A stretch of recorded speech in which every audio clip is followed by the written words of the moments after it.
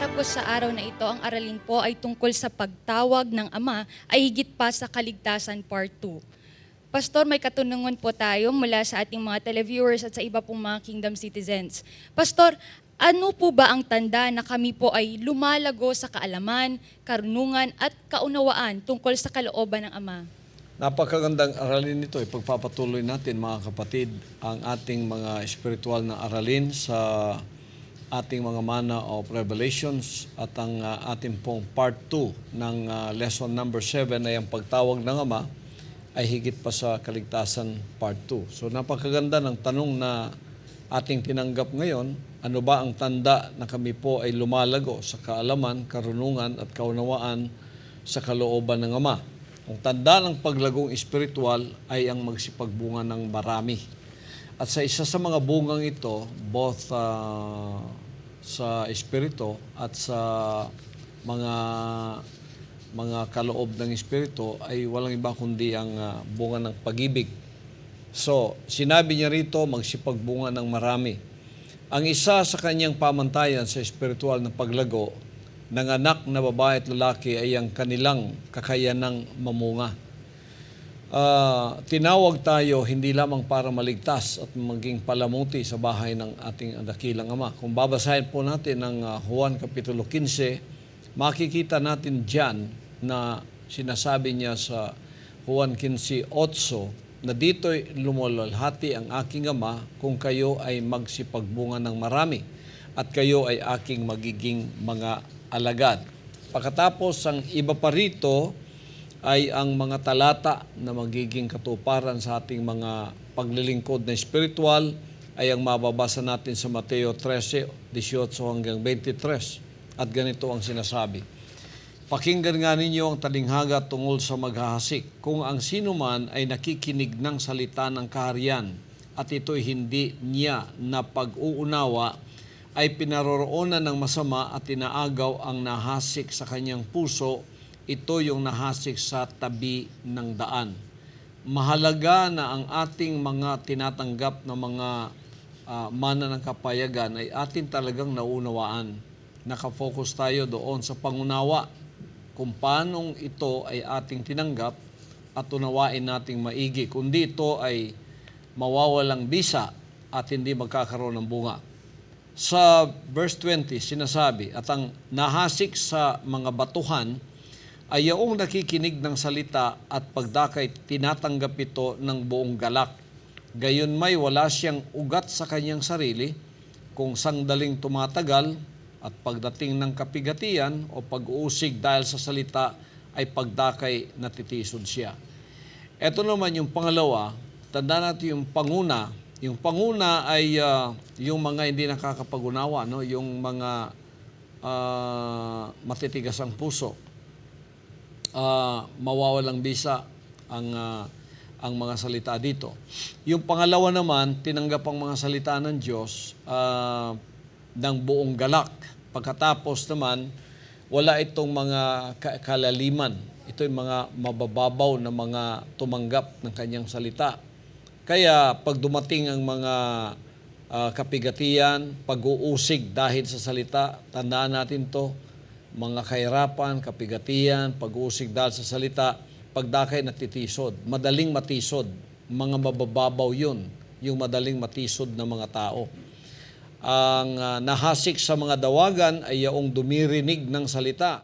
Ngunit ang pagsusumakit na ukol sa sanglibutan at ang daya ng mga kayamanan ay siyang umiinis sa salita. At yaoy nagiging walang bunga. Yung pangatlo namang klase, ito naman yung nakikinig, tinanggap yung mga salita, pero mas malaki ang kanilang pag-ibig sa mga bagay ng sanlibutan. Business o kung ano pa, mga kayamanan, masyado silang busy sa kanilang sariling mga negosyo o mga pag-aalala sa mga bagay ng sanlibutan, pagsusumakit ang sabi ng banal na kasulatan, nagkakaroon ng pag-inis ang salita at ito'y hindi nagkakaroon ng bunga. So, yung tatlong yon klase, pag tumanggap ng salita ng Diyos, kandidatong puputulin yon. Kasi hindi magkakaroon ng bunga ang salita doon. Ngunit sa 23, ang sinabi rito ay ganito, at ang nahasik sa mabuting lupa ay siyang dumirinig at nakakaunawa ng salita na siyang katotohanang nagbubunga, ang ilay tig-100, ang ilay tig-60 at ang ilay tig-30. Ito yung pinakadakila at pinaka-ideal na mga makikinig sa mga salita ng Diyos. Sino ito? Ang dumirinig at nakakaunawa ng salita, naunawaan, tinatanggap ng buong puso, malambot ang kanyang puso, open ang kanyang puso, sumusunod ang kanyang puso. Kaya sinabing dumirinig at nakakaunawa ng salita. Sapagkat di mo maunawaan ang salita ng Diyos pag hindi mo sinusunod Kailangan meron kang espiritu ng pagsusunod. Pag hindi mo sinunod ang salita ng Diyos, kahit ilang beses mo pang basahin yan, o kaya pakinggan yan, yan ay hindi titimo sa iyong puso dahil yan ay dapat sundin. Ang mga salita ng Diyos, ang disenyo ng mga salita ng Diyos, ay hindi lamang dapat pakinggan. Ito ay dapat sundin. Doon mo ito mauunawaan. Pero pag binabasa mo lang, nakikinig ka lang, hindi mo, wala kang interest na sumunod dito. Talagang hindi mo maunawaan yan. Talagang hindi mo makukuha ang ibig sabihin ng mga salitang yan. Kaya hindi nagkakabunga. Mababackslide ka pa rin, mawawala ka pa rin. Pero pag inunawa mo yan, ang ibig sabihin, pagka pinakinggan mo, tapos ang iyong pakay ay sundin yan, maunawaan mo talaga yan. Kasi magkakaroon ng katuparan sa buhay mo, at pagkatapos na magkaroon ng katuparan sa buhay mo, mauunawaan mo na yung ibig sabihin nito. Kaya sinabi ng Ama sa ilang mga talata ng kanyang mga salita, sinabi niya, maunawaan lang ninyong kalooban ng Ama pag sinusunod ninyo ito. Pag hindi niyo sinusunod ito, kahit anong basa at pakinig ninyo, hindi talaga ninyo ito maunawaan. Maraming salamat po, Pastor, sa napakaliwanag na sagot nun. May pangalawang tanong po kami, Pastor. Ibig po bang sabihin nito na dapat maging mithiin o goal ng bawat kingdom citizen na makapag-produce ng bunga? Ano pong mangyayari sa hindi nagbubunga, Pastor? Napakaganda ng tanong na yan, Sister Kay, sapagkat ito yung pakay ng ating aralin ngayon na hindi lamang tayo tinawag para sa kaligtasan, pero may iba pang mga pakay ang Ama na may kaugnayan sa ating magiging kaligtasan mamaya-maya. So sinabi ng ating tanong dito na ano ba ang mithiin o goal ng bawat kingdom citizen na makapag-produce ng bunga. Yun ang mithiin natin, ang makapag-produce ng bunga, sapagkat ang Juan Kapitulo 15, tanda ng ating espiritual na paglago ay tayo ay magsipagbunga ng marami. John 15:16, sinabi nga yan hindi nyo ako hinirang ko kayo at kayo aking itinalaga upang kayo'y yumao, magkabunga at ang inyong mga bunga ay magsipanatili. Na kung ano man ang inyong hingin sa Ama, pagkatapos kanya itong ibibigay. Tapos ang John 15:8, sinabing, dito naluluwalhati ang aking Ama kung kayo ay magsipagbunga ng marami at kayo ay aking magiging mga alagad. So, kung sino man ang hindi nagdadala ng bunga, ay puputulin at tatanggalin. Ayon na rin sa 1 Kapitulo 15. Samantalang kung sino man ang patuloy na magdadala ng bunga, ay pagpapalain at gagantimpalain ng Ama. Yung pagpapala at gantimpala ng mga pagpapalang yon, nakakabit sa ating pagbubunga. Tingnan po natin ang Mateo 25:28 hanggang 30. Ganito ang sinasabi. Alisin nga ninyo sa kanya ang talento at ibigay ninyo sa may 10 talento. Sapagkat ang bawat meron ay bibigyan at siya magkakaroon ng sagana. Ngunit ang wala, pati pa ang nasa kanya ay aalisin sa kanya.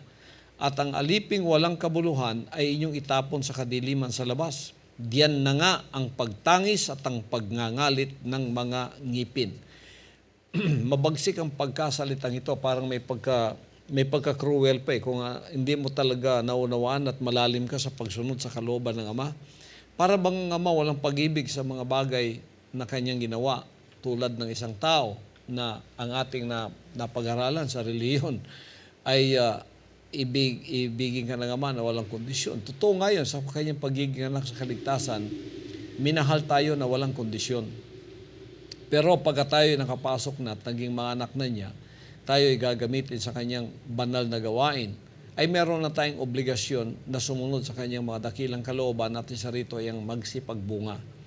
Pagka hindi tayo nagsipagbunga ng ayon sa Kanya o ginamit ang talento natin ng ayon sa gusto niyang gamitin natin ito, tulad ng isang araw, sisingilin niya tayo, yung talentong binigay ko sa iyo, 5. Ilan ba yung na-produce mong bunga doon? Ay ito, Ama, 5 rin. Pasok ka sa kaharian at i-enjoy mo yung mga kagalakan sa kaharian. Ikaw na nadalawa, 2 rin po ang aking nadalang bunga. Ganon din ang sasabihin niya. Doon sa isa na wala namang bunga, eto makikita ninyo na hindi niya ginamit ang kanyang talento sa tamang pamamaraan. Anong sinabi ng Ama? Alisin ninyo sa kanya ang talento. Ibigay sa may 10 talento. Sapagkat ang bawat meron ay bibigyan at siya magkakaroon ng sagana. Ngunit ang wala, pati na ng nasa kanya ay aalisin sa kanya. Pagkatapos sinabi niya, at ang aliping walang kabuluhan, ito yung masakit eh. Huwag nating kalimutan ito, masakit ito. Ang tawag niya sa iyo, aliping walang kabuluhan, hindi niya mapapakinabangan, ay inyong itapon sa kadiliman sa labas. Nakaakibat dito yung kaligtasan. Nakakabit ang kaligtasan ng tao sa paniningil ng Diyos na sa ating mga anak lamang ito, tayo lang nakakaunawa nito. Sabagat ang denominational and religious world, hindi nila maunawaan yan. Kaya, ina-avoid nila itong mga salitang ito sapagkat mabababaw yun eh. Tayo malalalim na sa mga kalooban ng ating Ama. Sinabi niya, alisin sa Kanya ang talento at ang aliping walang kabuluhan ay inyong itapon sa kadiliman sa labas. Diyan na nga ang mga pagtangis at ang pagngangalit ng mga ngipin. Ibig sabihin walang kaligtasan. Itatapon ka dahil wala kang kabuluhan. So yung pagkatawag sa atin, hindi lamang hanggang sa paniniwalang tayo ligtas nung tayo nabautismo na at tayo lumakad na sa kanyang mga dakilang kalooban na ang ating nalalaman kalahati lang o 3/4 lang ng katotohanan. Hindi. Buong kalooban ng Diyos ipaalam sa atin. Isa rito yung pagbubunga. Isa rito yung paggamit ng ating talento para sa kanyang kapakinabangan. At ang isa rito ay paglakad sa kanyang dakilang kalooban na tayo ay maging responsable at may obligasyon na sumunod sa kanya na magdala ng mga bunga. Kaya't dito siya naluluwalhati, siya na rin ang nagsabi. Tingnan ninyo ang 1:15, anong sinasabi? Ang bawat sanga sa akin, na sa akin ay hindi nagbubunga, ay inaalis niya at ang bawat sanga na nagbubunga ay nililinis niya upang lalong magbunga. Pinagpala ang mga nagbubunga, lalo silang pagpapalain, gagabayan, lilinisin, at lalo silang gagantimpalain. Pero yung mga sanga na walang bunga, inaalis. Gusto mo mang manatili, mababackslide ka rin. Sapagkat siya nang gagawa ng paraan para maalis ka. Pagka hindi ka napakinabangan at wala kang kapakinabangan sa kanyang kaharian. Tingnan niyo ang kanyang mga pag-iisip, no? Sundan natin ang pag-iisip ng mga. Tingnan niyo yung 1 Kapitulo 15, versikulo 16, anong sinasabi? Ako'y hindi ninyo hinirang, ngunit kayo'y hinirang ko, at ang aking kayong inihalal, upang kayo'y magsiyaon at magsipagbunga, at upang manatili ang inyong mga bunga, upang ang anumang inyong hingin sa Ama sa aking pangalan ay maibibigay niya sa inyo. Kaakibat din sa pagbubunga at pagpapanatili ng bunga ay yung mga nakakabit na pagpapala. Tingnan ninyo, ano man ang hingin mo sa Kanya, pagka ikaw, sinunod mo ito, yumao, nagsipagbunga, nanatili ang bunga. Anong ibig sabihin nun? May testimony ka. O kaya nagbibigay ka para sa Globecast World TV para makapagpatuloy ang anak ng Diyos na makapangaral sa ere, sa hangin. At makapagpatuloy akong bumisita sa bahay ng bawat isang nakikinig na milyon-milyong mga tao sa akin upang mapangaralan sila. Pag na-convert yun, bunga natin yun. Pagkatapos mananatili yung bungang yun, pagka siya ay naging anak ng Diyos na lumago at lumampas sa kanyang tamayong, na-overcome niya ang kanyang tamayong, naging matured siya sa espiritu at lumampas siya sa mga kapagsubukan, mananatili siyang katulad ko. Magiging katulad niya ako yung modelo niyo eh. O ako ba'y nanatili? Nanatili. Ako ba'y nanatili at lumago? Lumago at nanatili. Di ako makakapanatili kung di ako lumago. Ako yung modelo nyo, ako yung template standard nyo sa kaligtasan. Kaya ito yung pamantayan ng kaligtasan na sinabi niyang, ang ginamit ko sa bundok na ito na pamantayan ng kaligtasan ay siya ring pamantayan ng kaligtasan na gagamitin ko sa buong sanlibutan. So, dito, pag nangyari yan, ang lahat ng mga gusto mo, ibibigay ng Ama sa iyo. Ako pa nga ako modelo nyo Iniisip ko pa lang sa gawain ko na ginagawa para sa Kanya, ay pinagkakaloob na ng Ama.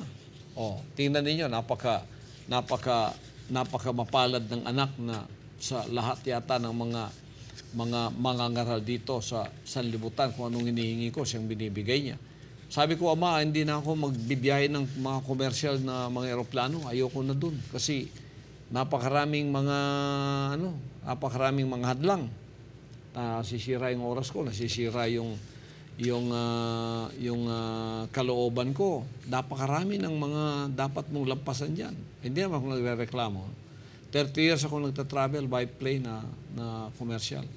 Pero nung hiningi ko sa Ama na bigyan niya ako ng sariling private transport, kagad-agad binigay ng Ama sa akin.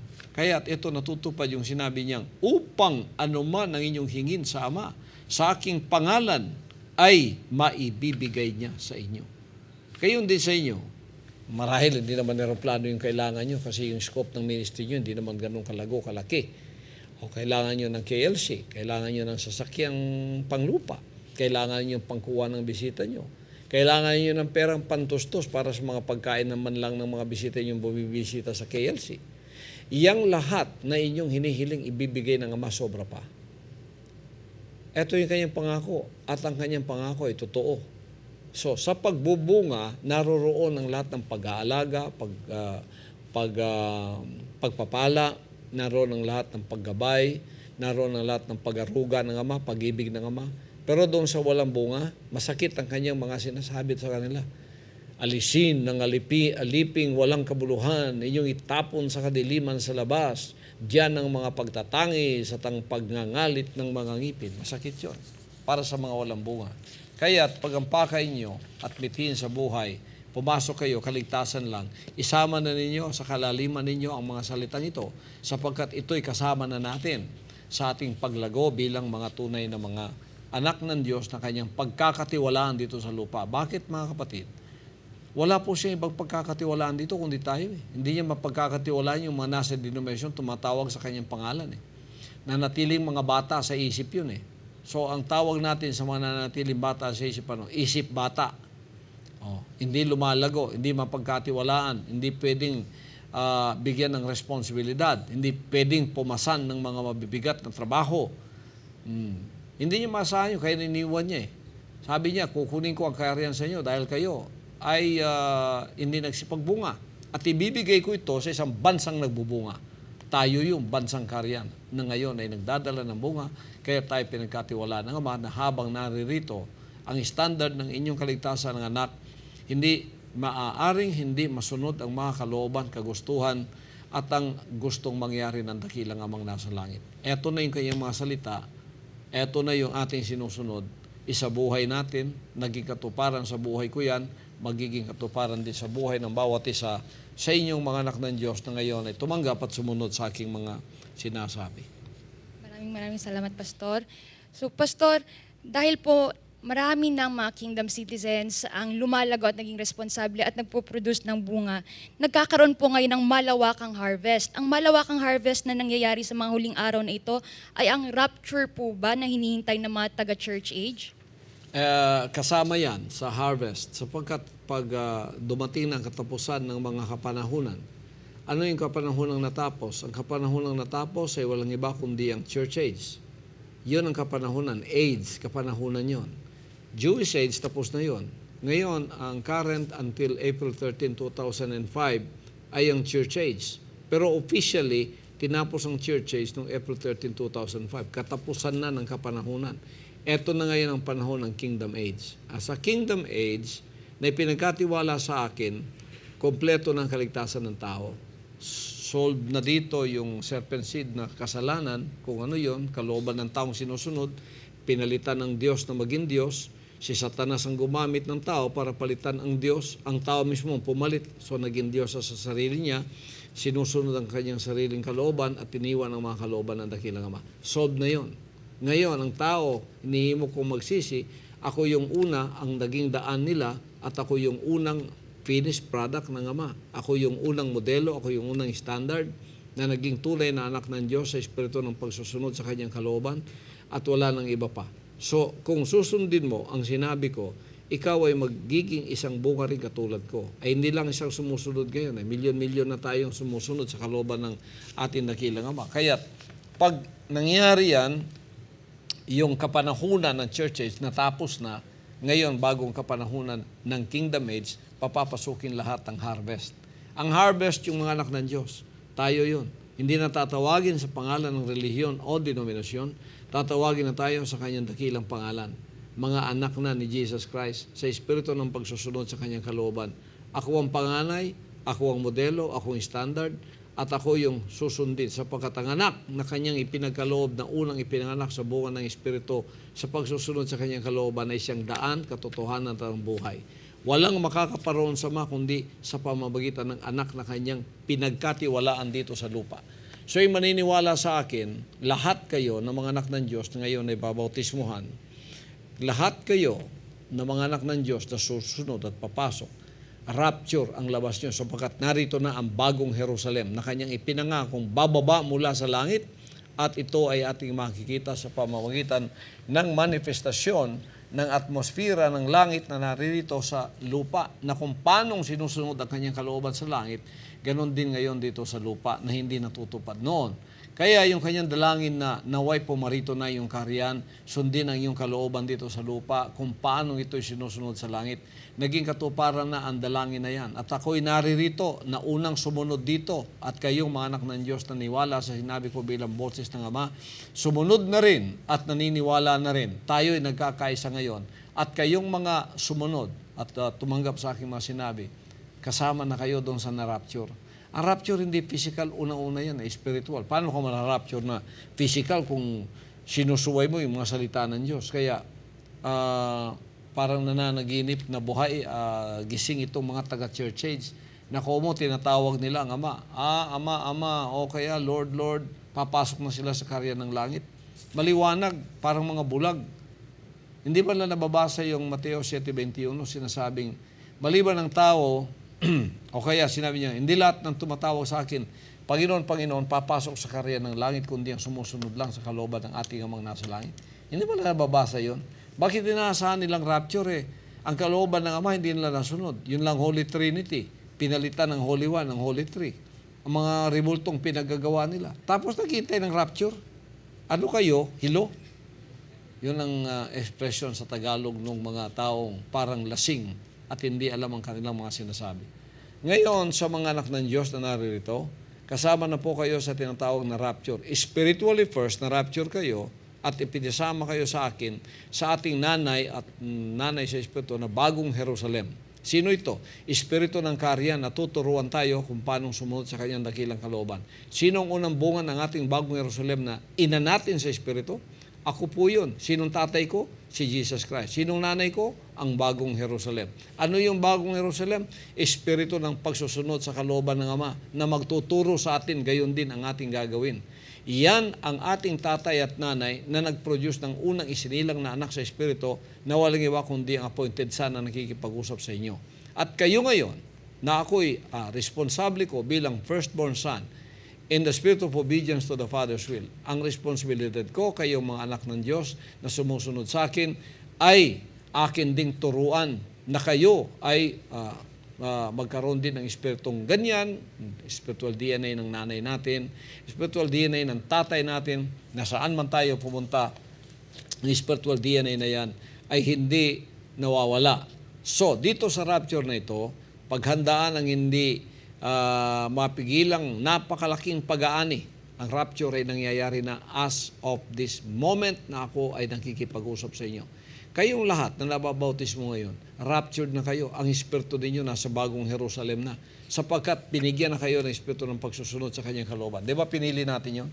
Yun ang freedom of choice natin. Pinili natin kung susundin ba natin o hindi ang kalooban ng Ama? Ano ang sinabi natin? Kaya kung nagpapabutismo kayo para pagpatunayan ninyo na sa unang hakbang na inyong pananampalataya, kayo ay susunod sa kanyang dakilang kalooban. Kahit nagkakaisa yung Espiritu natin. Pag ganun ang Espiritu mo, na-rapture ka na kasama ko.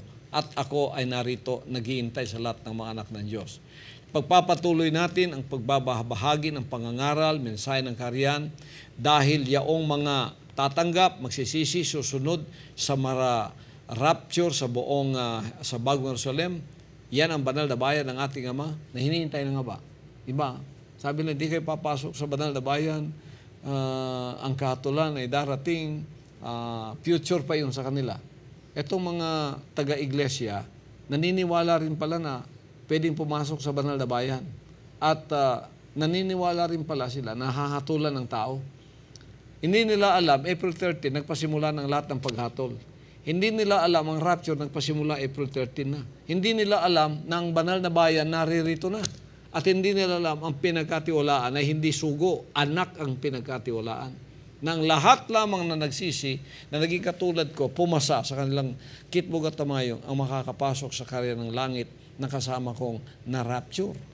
Hindi nila alam yun. Hanggang ngayon, hinihintay pa nila.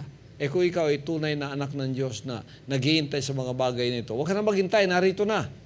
Ako nga ay nangungusap na, nasa TV na ako.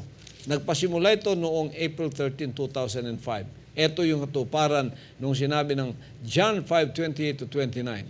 Huwag ninyong ipaggilas ito sapagkat dumarating ang oras ng lahat ng nangasa libingan ay makaririnig ng kanyang tinig at magsisilabas. Ang mga nagsigawa ng mabuti ay sa pagkabuhay ng maguli sa buhay at ang mga nagsigawa ng masama ay ang pagkabuhay ng maguli sa paghatol. Yung lahat ng nakikinig sa akin, kayong nasa sementeryo, sino kayo? Yung mga patay na buhay. Sino yun? Yung mga patay sa espiritu, buhay sa pisikal.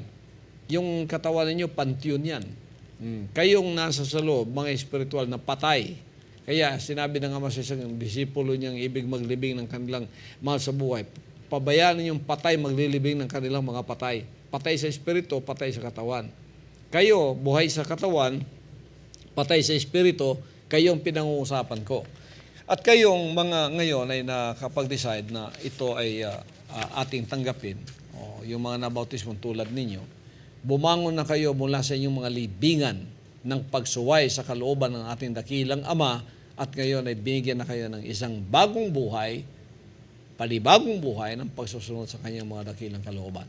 Na-rapture na kayo, nasa bagong Jerusalem na kayo at ang katulan ay nilampasan na ninyo sapagkat nung isinuko ninyo ang serpent seed ng inyong pagsuway sa kanyang kalooban, kayo mismo ang ginawa ng Diyos upang hatulan ang kasalanan iyon na hindi na makabalik na muli sa inyo. Kaya lumampas na kayo sa paghatol, pumasok na kayo sa banal na bayan na kung saan ang inyong matatagpuan doon ay ang komunidad ng mga anak ng Diyos na lalaki at babae, pawang sumusunod sa kanyang dakilang kalooban lamang sa pangunguna ng anak ng Diyos na kanyang hinirang na siyang naging boses niya at nakikipag-usap, nakikipagsalita sa inyo sa mga sandaling ito. Kaya purihin ang Ama sa inyong mga pakikinig, panunood sa pagpapatuloy ko ng mga mana ng kapahayagan sa mga araling aking ginagawa upang exclusive ito ay maging inyo lamang na walang ibang makapagtuturo kundi manggagaling lamang sa inirang anak ng Diyos. Hanggang sa ating susunod na pagkikita upang ipagpatuloy ang mga mana ng kapahayagang ito, mga kapatid, ay ang pagpapala ng dakilang Ama para sa inyong kaalaman, para sa inyong karunungan at para sa inyong mga pangunawang espiritual magpapatuloy na lumalim, tumaas, lumago, lumawak at hanggang sa kayo'y isang araw makikita niyo sarili niyo katulad kayo sa espiritu ng hinirang na anak ng Diyos na siyang boses niyang nakikipagsalita sa inyo ngayon na siyang unang ipinanganak sa espiritu ng pagsusunod sa kanyang mga dakilang kalooban. Ang pagpapala ng dakilang Ama ay mapa sa ating lahat sa mga sandali ito.